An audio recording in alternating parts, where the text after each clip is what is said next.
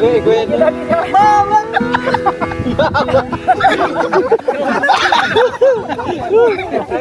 Mê phụ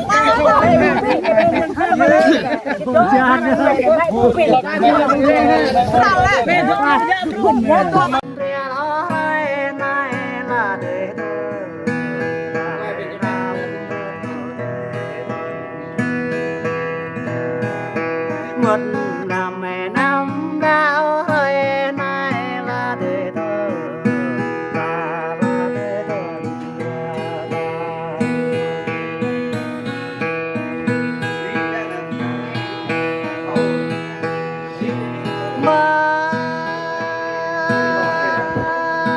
mai tuần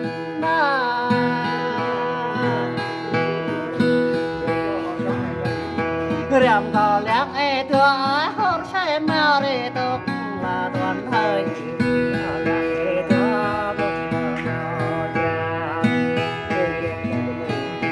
rèm cò lén e thưa ra đâu mèo cái chém là để tôi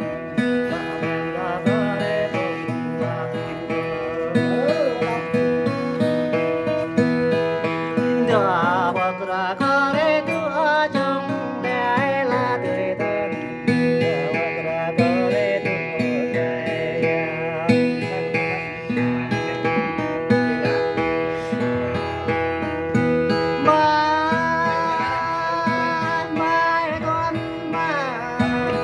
nhớ nè.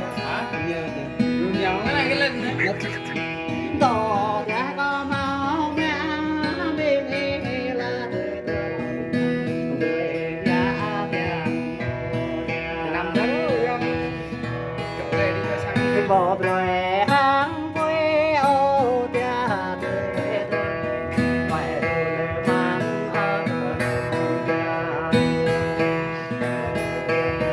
ngoài đó lại mang âu đến chưa để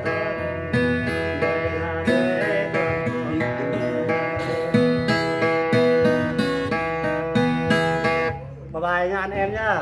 Dạ, Rồi,